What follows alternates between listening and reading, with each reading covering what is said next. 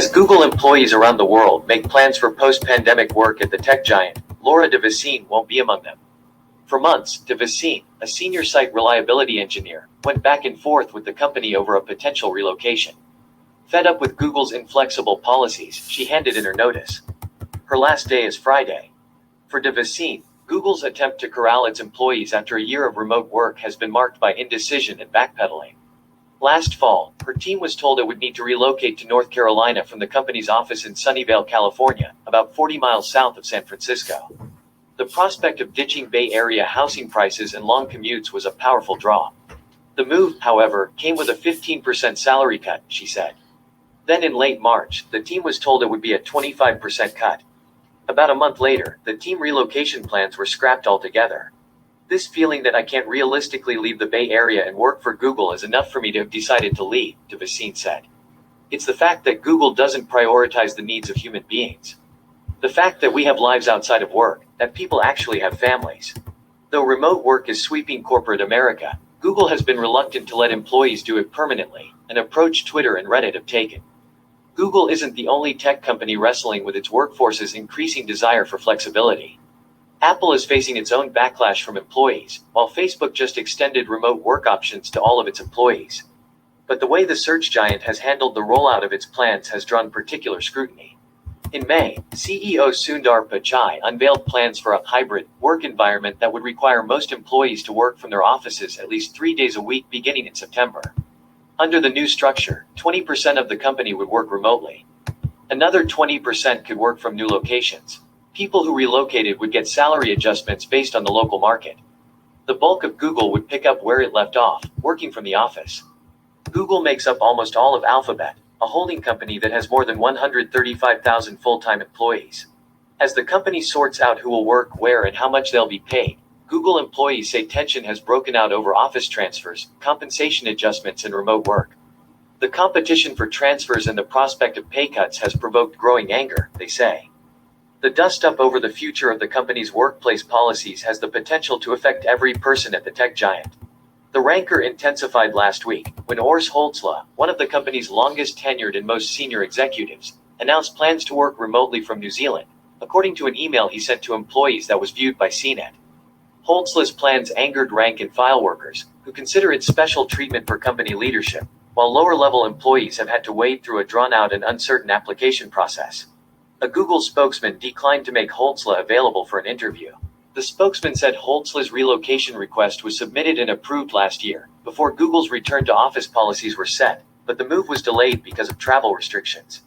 The agitation over remote work policies has provided a new source of friction for a company whose employees are already well experienced in rebelling against leadership. Workers have protested Google's handling of sexual misconduct, its work in China, and the ousting of researchers who criticized the company's artificial intelligence systems. What happens at Google doesn't necessarily stay at Google. For more than 2 decades, the search giant has set the tone for office culture in Silicon Valley, pioneering lavish employee perks like free food and gym service. The impact of Google's remote work policies could ripple far and wide, as other companies look to the tech titan as a guide. Google plays a very key role in the industry, said Andrea Van Acker, CEO of Sparks 5, a company that works with corporate clients to improve employee culture. Certain organizations may be inspired by actions that Google is taking and say, "Oh, very interesting. We should be doing the same thing." A New Zealand experiment. Holtzla, Google's senior vice president of technical infrastructure, is a revered figure at the company. He was one of Google's first 10 employees and is credited with building the tech giant's IT foundation of servers and networks. But for some Googlers, his relocation email, which was sent on June 29 and hasn't been previously reported, illustrated the inequities of the company's system for deciding remote work. After 3 decades in the US, my wife and I both felt it was time to consider a new location, Holtzla wrote. We've decided to spend a year in New Zealand and see how we like it. To be clear, I am not retiring, just changing my location. In the email, he calls the move an experiment and says it won't be a problem for him to continue working in the Pacific time zone because he is an early riser. He ends the note with "Kia pai te rā," or "Have a nice day" in Maori. Hi everyone. After 3 decades in the US, my wife and I both felt it was time to consider a new location. We've decided to spend a year in New Zealand and see how we like it. To be clear, I'm not retiring, just changing my location. We're considering this an experiment.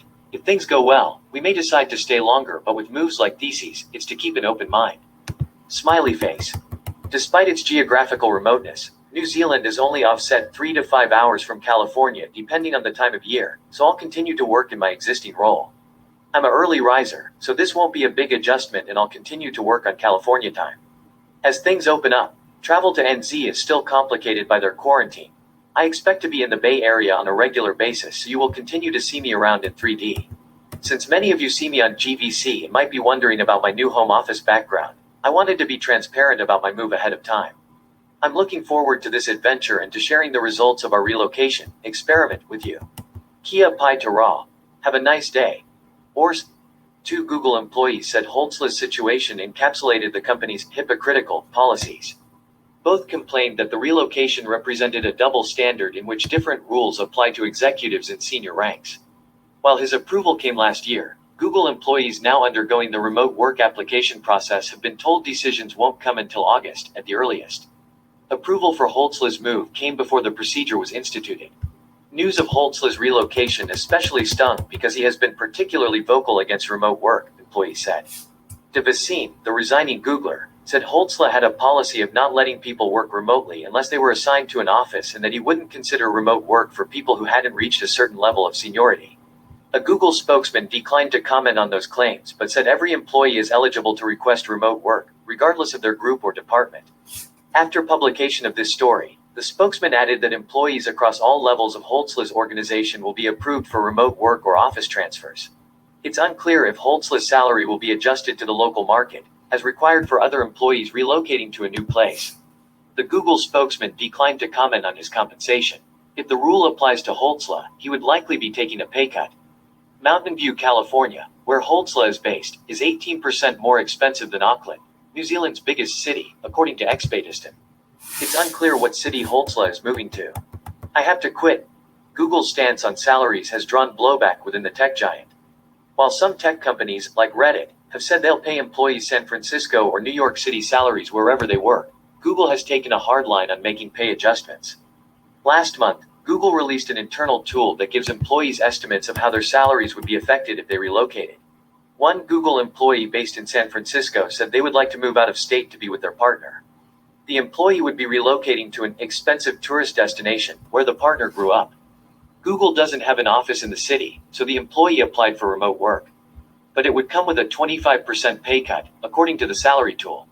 The employee, holding back tears in an interview, said the situation has made them consider leaving the company. I will not choose Google over my partner, the employee said.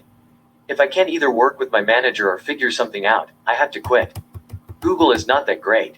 The remote work policies have taken a toll on the people around Google workers too. The partner of one Google employee who spoke to Cnet said the employee moved to the East Coast during the pandemic so they could live together. Now, the couple may end their relationship because the Google employee is expected back in the Bay Area in September.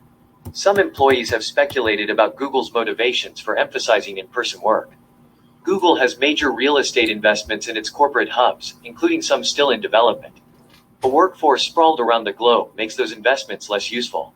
In May, San Jose, California, approved plans for an 80-acre Google campus that will include office space, housing, and retail. For a company whose identity is in part associated with extravagant corporate facilities and whimsical culture, the stringent policies regarding office transfers and salary adjustments may be a way to nudge employees into staying put, said Jake Rosenfeld, a professor at Washington University in St. Louis who researches compensation. It could be an attempt to disincentivize people from moving, Rosenfeld said. One way to encourage employees without being seen as heavy-handed or reneging on earlier promises is to say, look, there's going to be a different salary structure if you choose to leave our hubs. Employees say one of the most difficult parts of Google's return to office system is the inability to plan for a future with their loved ones. Google has been vague and unhelpful about the process for most of the year, one employee said. The confusion has meant workers have to leave crucial decisions, like schooling for children and apartment leases, up in the air. A really big pain point for me has been the uncertainty, De Vicine said.